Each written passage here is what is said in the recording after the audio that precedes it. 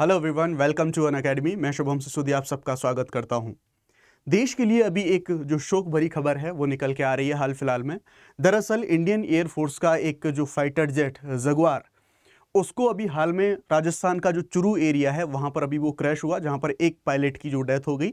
हालांकि उस पायलट ने अपना जो को पायलट था उसको इजेक्ट कर दिया, लेकिन वो जो पायलट थे वो इजेक्ट कर पाने में सक्सेस नहीं हुए। रिसेंटली ऐसा भी बोला जा रहा है कि रिसेंटली अभी वो एंगेज हुए थे, अभी उनकी कुछ दिनों में शादी होने वाली थी।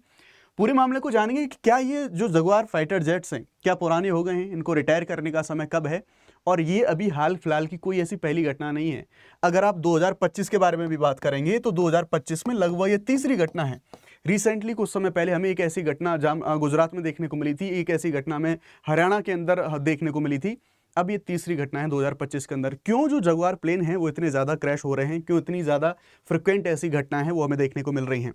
पहले पूरी खबर के बारे में बात करते हैं तो यहाँ पर हम देखेंगे, यहाँ पर हमें देखने को मिलेगा Indian air force fighter jet plane crashes in Rajasthan Churu, third Jaguar mishap since March. यानी कि आप देखेंगे कि इस साल की तीसरी घटना हमें ये देखने को मिल रही है। तो आप यहाँ पर इमेजेस हैं, यहाँ पर कुछ रियल इमेजेस आप यहाँ पर देख सकते हैं, ये रियल इमेजेस, और ये इसका जो यहाँ पर एक जो डेड बॉडी है, यानी कि जो पायलट थे उनकी डेड बॉडी देखने को मिली। को पायलट थे, उन्होंने तो हालांकि इजेक्ट यहाँ पर कर लिया था, लेकिन वो खुद इजेक्ट यहाँ पर नहीं कर पाए थे। ये हम देखते हैं, डिटेल देखते हैं पूरा मामला क्या है। तो ये रियल इमेज कुछ आपको यहाँ पर देखने को मिलेंगी। तो दरअसल भानुदा गांव, चुरू जिला, राजस्थान में यहाँ पर इसको लैंड करा, या फिर जो क्रैश हुआ ये क्रैश करा एक खुले खेत के अंदर। दरअसल एक ट्रेनिंग पे था ये विमान, और तब जाके वहाँ पर ये क्रैश हुआ। तो ये लगभग देखेंगे लगभग 9:30 बजे का समय है, और देखें तो वायुसेना का जो सूरतगढ़ एयरबेस राजस्थान है वहाँ पर ये हमें जो है क्रैश देखने को मिलता है। अब देखो, तो ऐसी बहुत सारी घटनाएं हैं। इस विमानों के बारे में भी थोड़ा सा हम जानेंगे कि इस विमान की क्या खासियतें हैं, क्या समस्याएं हैं। ये दरअसल एक ट्रेनिंग मिशन पे था। अभी अगर इसके बारे में बात करें, विमान में तकनीकी खराबी कुछ आ गई थी, जिसके बाद ये खुले खेत में ये जो है दुर्घटनाग्रस्त हो गया। इसके पायलट थे सिद्धार्थ यादव, उन्होंने अपने को पायलट को समय से ही इजेक्ट कर दिया था, जिससे उनकी तो जान बच गई, लेकिन वो अपनी जान नहीं बचा पाए क्योंकि वो समय से जो है नहीं निकल पाए। लेकिन खुद जो सिद्धार्थ यादव हैं वो विमान से नहीं निकल सके और शहीद यहाँ पर हो गए। साथ ही हम देखेंगे जो लेफ्टिनेंट सिद्धार्थ यादव हैं उनके बारे में बात करें तो ऐसा बताया जा रहा है कि रिसेंटली वो एंगेज हुए थे, उसके बाद ही उनकी शादी होने वाली थी। पिता की एकमात्र संतान थे वो, और यहाँ पर उनके जो पिता हैं सुशील यादव जी, उन्होंने अपने बेटे पर गर्व बताया। सिर्फ उन्हें नहीं, पूरे देश को उस बेटे पर गर्व है जिसने अपनी जान दे दी। और अच्छी एक बड़ी बात यहाँ पर जो एक सैनिक के बलिदान को दिखाती है वो ये है कि उन्होंने अपनी जान की परवाह करने से पहले जो को पायलट था उसको सुरक्षित उनके द्वारा निकाला गया। आइए इस जगुआर के बारे में बात करते हैं। तो दरअसल ये हमारा जगुआर एक British French twin engine fighter bomber है। आप यहाँ पर इसकी जो इमेजेस है वो इमेजेस आप यहाँ पर इसकी देख सकते हैं, और ये सिंगल और ट्विन सीटर वेरिएंट में उपलब्ध है। तो अभी जो दो थे वो ट्विन सीटर वाला था, ठीक है, क्योंकि दो पायलट थे वहां पर।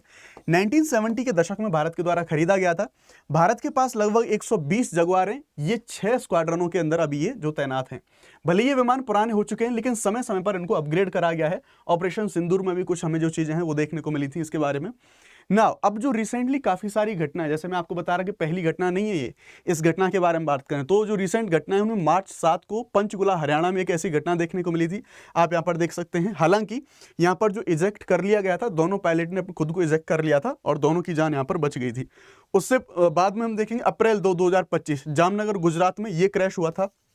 ऐसी इमेजेस यहाँ पर निकल के आई थी। और अब चुरू राजस्थान के अंदर ऐसे जो क्रैशेस हैं वो क्रैशेस हमें देखने को मिलते हैं। अब ऐसी अगर घटनाएं होती हैं तो इनसे कैसे क्या इंपैक्ट पड़ते हैं उनके बारे में बात करें तो दरअसल जो हमारी टेक्निकल जो विश्वसनीयता है उस पर काफी सवाल खड़े हो रहे हैं।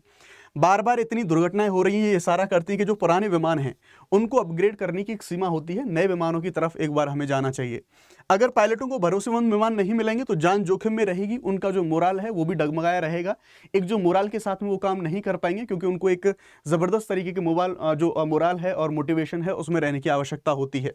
एएमसी यानी कि स्वदेशी 5th जनरेशन फाइटर या फिर अन्य आधुनिक विमानों की तत्काल हमें जरूरत है।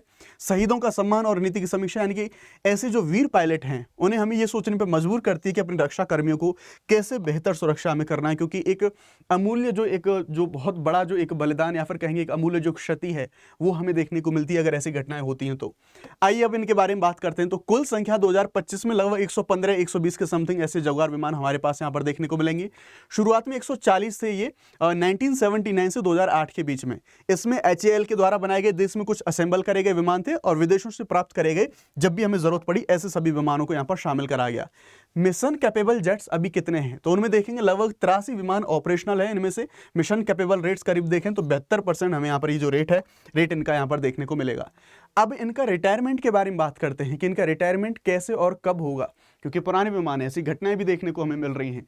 तो रिटायरमेंट देखेंगे यहाँ पर जो डेरिन 1 सेकंड वेरिएंट है, ये पुराने संस्करण है इसके, और लगभग 60 विमान 2028 से 2031 के बीच में इनका रिटायरमेंट कर दिया जाएगा। नए विमानों से इनका रिप्लेसमेंट के बारे में बात करें तो जो हमारे जो रिटायर्ड जगुआर होंगे उनको तेजस MK-1A और बाद में तेजस MK-2 इनसे रिप्लेस करा जाएगा। ये मेक इन इंडिया और फिर स्वदेशीकरण को, ये जो चीज़ें हैं ये सारी चीज़ें बढ़ावा देंगी। हालांकि ज़रूरत भी है, अगर ऐसे जो एक्सीडेंट्स हैं वो अगर इतनी फ्रिक्वेंटली हमें यहाँ पर देखने को मिल रहे हैं तो बदलने की ज़रूरत भी है। मिड लाइफ अपग्रेड्स हैं, इनके बारे में बात करें लगभग 60 हमारे जगुआर्स हैं, उनमें हम डेरिन 3 वर्जन में उनको हम अपग्रेड किए जा रहे हैं वो, और जो हमारे नए AESA रडार हैं उनको यहाँ पर तकनीकी को उनको और ज़्यादा एडवांस बनाया जा रहा है। ASRAAM मिसाइल से, यानी कि advance short range air to air missile से सेवा अवधि बढ़ेगी कितनी, कब तक, 2030 तक, यानी कि 30 तक इनकी जो सेवा अवधि वो बढ़ाई जाएगी। हालांकि हम अब तक यही कर रहे थे, समय समय पर अलग अलग समय पर उनमें जो अपग्रेडेशंस हैं वो अपग्रेडेशंस हम लेके आ रहे थे। लेकिन एक बात ये भी आती है कि इतने पुराने विमान हो गए हैं, अल्टीमेटली कितना अपग्रेड करें, एंड ऑफ द डे उनको रिटायर करना है। कहीं ऐसी बार बार अपग्रेड कर रहे हैं, कहीं ऐसी घटना ना हो, उनमें भी समस्या होगी।